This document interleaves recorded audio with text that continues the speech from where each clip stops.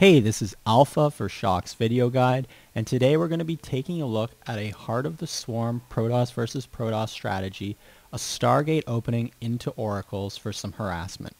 Now, for those of you who don't know, the Oracle is one of the new units at Stargate Tech for the Protoss race in Heart of the Swarm.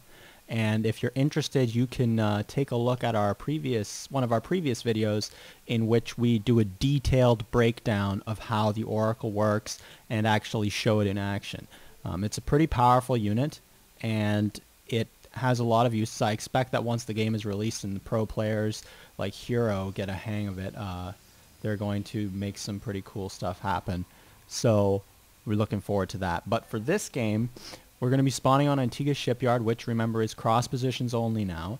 And in the top right, kind of 2 o'clock position, we have the blue Protoss Shiori, who will be following for this match, and his opponent, the red Protoss Santhos.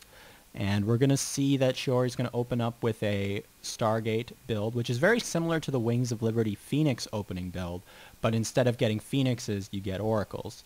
And we're going to see just how that works. So we're going to see Shiori open up with a standard 9 pylon, followed by 13 gateway and 2 chrono boosts on probes, when to keep continuous probe production. Followed up by a 15 gas, which is again very standard. One of the most important things about this is that you don't want to give your opponent a huge tip-off that you're going Stargate. And one of the ways you can do that is by playing this out like a very standard 13 gate opening. So you get your gas at 15, you put a pylon down at 16. Everything would look very standard to the player you're against. And we're just going to continue to macro up here. I just want to talk a little bit about the way that this strategy is supposed to work. This is not a game-ending strategy. This is an opening. And you want to be playing this with the aim of doing some worker damage, but you're not trying to straight up win the game with these oracles. That's kind of unrealistic against a good player, or any player really.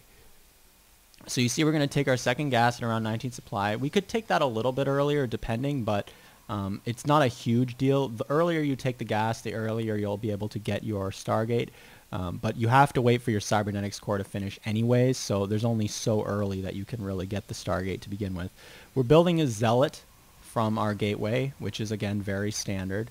We're going to go Zealot and then a Sentry and then another Zealot because we want to have a bit of defense against any potential gateway pressure, and we want to have a bit of power in those Zealots. So if a stalker runs up the ramp, we can force field and our Zealots can cut it down very easily.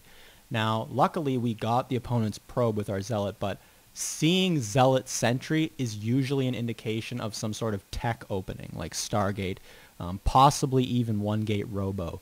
So just for all you who are watching, if you see your opponent go Zealot Sentry, be cautious. It could be some sort of tech build. So we're going to add our Stargate down once we have the gas, as we see here, and then we're going to add 2 more gateways because we don't want to be super vulnerable to some sort of attack, or we don't want to get too far behind on unit count. Now, this build is strongest against builds that focus on robotics facilities because there's a reduced number of stalkers. Obviously, it's very weak against a Phoenix opening. It's pretty much an automatic loss if your opponent goes Phoenixes.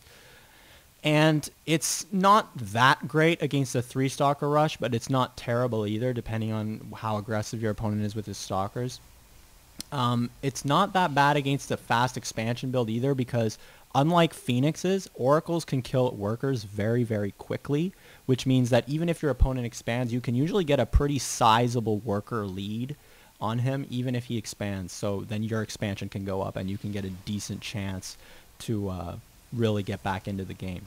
So you see we're building some oracles and we're spending all of our chrono boosts to get them out as quickly as possible. They do have a bit of a build time on them. They take 50 seconds, whereas Phoenixes only take 35. So it is a little bit longer, so you do need to save up that chrono boost for them. We're moving it onto the map. This is actually a pretty bad engagement. We lose our Sentry, but we see that he only has 3 stalkers, and it's obviously too late for any sort of 4-gate or anything like that, so our Sentry being killed isn't that big of a deal. Warping in some more Zealots with our excess minerals. We want to keep our unit count up, because if we see an opening with our Oracles, if our opponent went for a fast expansion, for example, with very little units, we could actually just walk right across the map with our Zealots and try and do some damage. So we see that the oracles are rallying across the map. You want to keep them out of your opponent's vision for as long as possible until you have 2 to 3 oracles. You don't want to get any more than 2 to 3 because it's redundant and because you invest way too much gas into them if you do that. We're also moving across the map with our zealot force, and this is important because what we're going to try and do is if our opponent expands, we're going to try and draw his army out. And if he hasn't expanded, we're going to try and force him to warp in zealots, because zealots are useless against oracles. And we're going to try and draw his army over here while we swing in with the oracles and deal some probe damage. So we're going to see in a moment how that works. We see the zealots get here. We're just kind of moving them in, baiting out an attack. This guy doesn't have a lot of zealots, so he's not able to do that much. But in come the oracles, and we're just going to see how many kills these oracles actually get in a moment. Okay, so the guy reacted decently fast. Not perfect, but he reacted pretty fast. But how many workers did we kill? 16 workers. If you subtract the starting probe that we took down, then that's 15 workers killed in about 5 seconds by oracles. So that's huge. And already, if you take a look at the probe count, we're up by more than 10 probes. So we're in a really good position. We're up by 10 supply, and it's probes. This guy can't really attack because he's one base, so we could just one base and we'd be fine. We just warp in a cautionary sentry back at home. We've gotten a robotics facility starting to make it immortal. We no longer need this Stargate. And we're just swinging in with these oracles, you know, making sure he keeps his army in his base, keeps these stalkers here, maybe warps more stalkers, which are fairly useless against our mostly zealot composition. So that's this opening, and you can really see that it puts you in a solid position for the macro game. We're up 10 supply, more than 10 supply, so we're in a good position. Yes, we have a later robotics facility, but we're going to be able to do pretty much whatever we want just because we have more income. As long as we don't lose to some sort of all-in, we're going to be fine because this guy isn't going to be able to catch up in economy very quickly. So I hope you enjoyed this video.